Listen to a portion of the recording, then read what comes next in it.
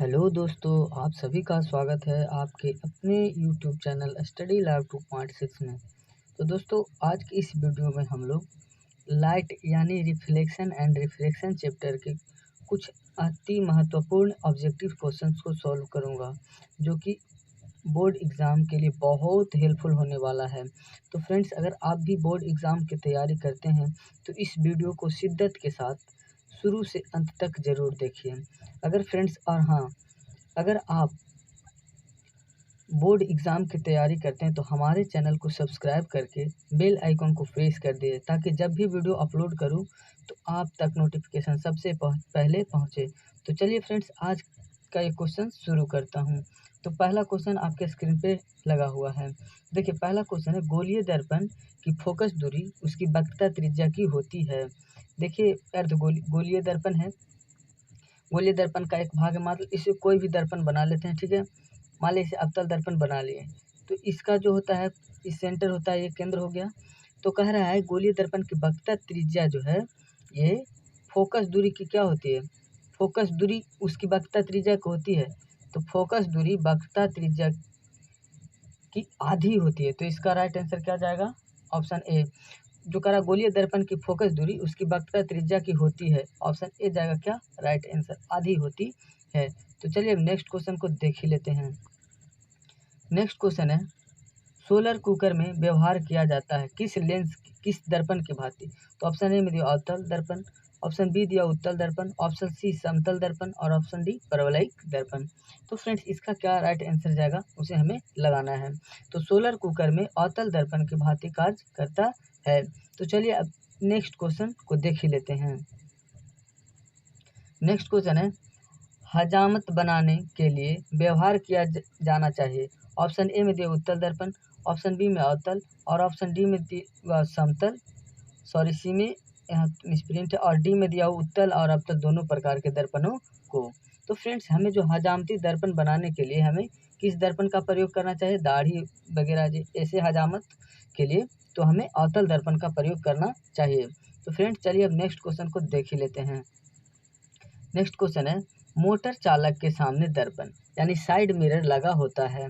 यानी मोटर चालक के सामने जो दर्पण लगा होता है, मोटर चालक का मतलब हो गया ड्राइवर, ड्राइवर के सामने जो लगा होता है उसके बगल में कौन से दर्पण लगा होता है, अवतल, बी ऑप्शन बी में समतल और ऑप्शन सी में उत्तल और ऑप्शन डी में दिया उनमें से कोई नहीं। तो फ्रेंड्स, इसका जो राइट आंसर जाएगा हमें लगाना है। तो फ्रेंड्स, मोटर चालक के सामने जो लगा होता है उत्तल दर्पण लगा होता है। तो चलिए नेक्स्ट क्वेश्चन को देख ही लेते हैं। नेक्स्ट क्वेश्चन कर रहा है, सर्च लाइट का प्रवर्तक सतह होता है। सर्च लाइट का प्रवर्तक सतह होता है। ऑप्शन ए में दिया उत्तल, ऑप्शन बी में दिया हुआ अवतल और ऑप्शन सी में दिया हुआ समतल दर्पण और ऑप्शन डी में दिया उत्तल और अवतल दोनों। तो इसका क्या राइट आंसर जाएगा, हमें लगाना है। तो सर्च लाइट का प्रवर्तक सतह लगा होता है क्या, अवतल दर्पण का, अवतल का। तो इसे ध्यान रखिएगा। अब चलिए नेक्स्ट क्वेश्चन को देख ही लेते हैं। नेक्स्ट क्वेश्चन है, अवतल दर्पण में प्रतिबिंब बड़ा और आभासी बनाने के लिए प्रयुक्त वस्तु को निम्नलिखित में से कौन से स्थान पर रखा जाना चाहिए। ये देखिए, ये अवतल दर्पण है। अब फ्रेंड्स, यहाँ का अवतल दर्पण में प्रतिबिंब बड़ा और आभासी बनाने के लिए वस्तु को कौन से स्थान पर रखा जाना चाहिए।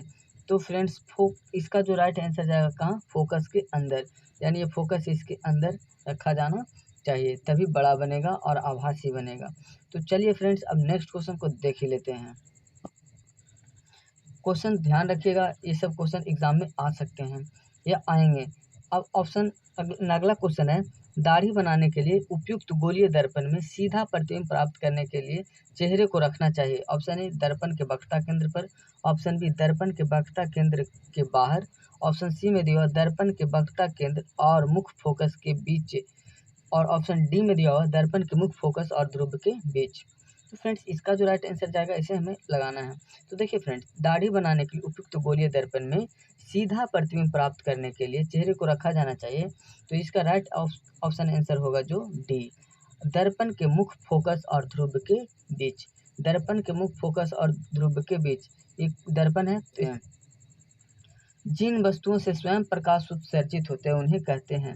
यानी जिन वस्तुओं से स्वयं अपने आप से प्रकाश उत्सर्जित होते हैं उस वस्तु को क्या कहते हैं। ऑप्शन ए में दिया अप्रदीप्त वस्तु, ऑप्शन बी में अदीप्त वस्तु, और ऑप्शन सी में दिया आत्मदीप्त वस्तु, और ऑप्शन डी में इनमें से कोई नहीं।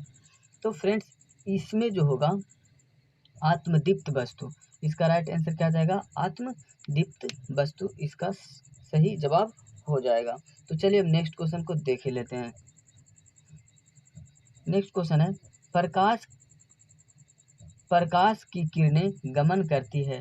ऑप्शन ए में सीधी रेखा में, ऑप्शन बी टेढ़ी रेखा में, और ऑप्शन सी में दिया हुआ है किसी भी दिशा में, और ऑप्शन डी में उपयुक्त सभी। तो फ्रेंड्स प्रकाश की रेखा किस पथ में गमन करती है, तो ऑप्शन ए जाएगा राइट आंसर। प्रकाश की किरणें सीधी रेखा में गमन करती है। तो चलिए अब नेक्स्ट क्वेश्चन को देख ही लेते हैं।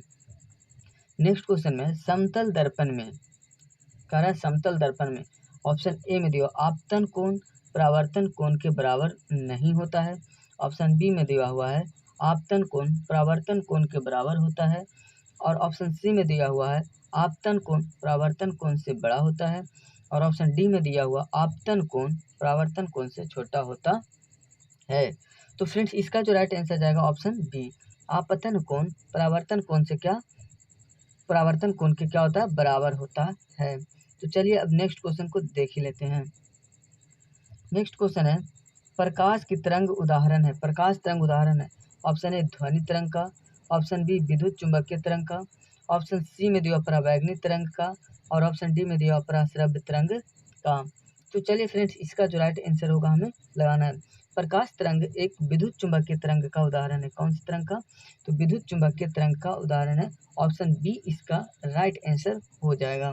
तो फ्रेंड्स वीडियो को लाइक शेयर करिए, और चैनल पे पहली बार हैं तो चैनल को सब्सक्राइब करिए। चलिए नेक्स्ट क्वेश्चन को देख ही लेते हैं। प्रकाश के परावर्तन का नियम सत्य है, केवल समतल दर्पण के लिए, केवल अवतल दर्पण के लिए, केवल उत्तल दर्पण के लिए, सभी परावर्तक सतह के लिए। तो फ्रेंड्स इसका क्या राइट आंसर जाएगा दोस्तों, हमें लगाना है। तो दोस्तों प्रकाश के परावर्तन के नियम के लिए सत्य है, सभी परावर्तक सतह के लिए। इसका राइट आंसर क्या जाएगा, सभी परावर्तक सतह के लिए। तो हमें ध्यान रखिएगा। अब चलिए नेक्स्ट क्वेश्चन को देख ही लेते हैं। नेक्स्ट क्वेश्चन है, आपतित किरण और अभिलंब के बीच के कोण को कहते हैं। आपतित किरण, जैसे ये कोई समतल परावर्तक सतह है, ये हो गया आपतित किरण, और इससे जो रिफ्लेक्ट होकर इसे क्या, परावर्तित किरण कहेंगे। ठीक है, अब देखिए आपतित किरण और ये हो गया क्या, अभिलंब के बीच के कोण को क्या कहते हैं। तो जो आपतित किरण और अभिलंब के बीच के कोण को हम लोग कहते हैं आपतन कोण। कौन सा कोण, आपतन कोण। इसमें अगर पूछ इसको कौन सी कोण बोलेंगे, आपतन कोण। तो इसका राइट आंसर क्या जाएगा, ऑप्शन बी इज करेक्ट। ठीक है, अब अगर हमें पूछ देता परावर्तित किरण और अभिलंब के बीच, यानी परावर्तित किरण अभिलंब के बीच, तो ये कौन सा एंगल हो जाता है, ये परावर्तन एंगल, परावर्तन कोण हो जाता। तो ये हमें ध्यान रखना है। चलिए तो फ्रेंड्स नेक्स्ट क्वेश्चन को देख ही लेते हैं। परावर्तन के नियम से, ऑप्शन ए में दिया हुआ परावर्तन के नियम से, और ऑप्शन ए में दिया हुआ आपतन कोण बराबर परावर्तन कोण, ऑप्शन बी में दिया हुआ परावर्तन कोण बराबर आपतन कोण, और ऑप्शन सी में दिया हुआ आपतन कोण बराबर विचलन कोण, और ऑप्शन डी में दिया हुआ परावर्तन कोण बराबर क्रांतिक कोण। तो फ्रेंड्स इसका क्या आंसर जाएगा हमें बताना है। तो परावर्तन के नियम में कहता है कि आपतन कोण बराबर परावर्तन कोण होता है, यानी कोण आई बराबर कोण आर, ये दोनों कोण क्या होते हैं, बराबर। तो इसका ए ऑप्शन इज करेक्ट होगा। चलिए अब नेक्स्ट क्वेश्चन को देख लेते हैं। नेक्स्ट और लास्ट फ्रेंड्स, निर्वात में प्रकाश की चाल होती है। ऑप्शन ए 3 × 10⁸ मीटर पर सेकेंड, और ऑप्शन बी में दिया 3 × 10⁸ सेंटीमीटर पर सेकेंड, और ऑप्शन सी में दिया 3 × 10⁸ किलोमीटर पर सेकेंड, और ऑप्शन डी में दिया हुआ 3 × 10⁸ मिलीमीटर पर। वीडियो को लाइक शेयर करिए, और चैनल पे पहली बार आए तो चैनल को सब्सक्राइब करके बेल आइकन को प्रेस कर दीजिए, ताकि जब भी वीडियो अपलोड करूं तो आप तक सबसे पहले पहुंचे। तो चलिए खुश रहिए, मस्त रहिए। जय हिंद, जय भारत, टेक केयर।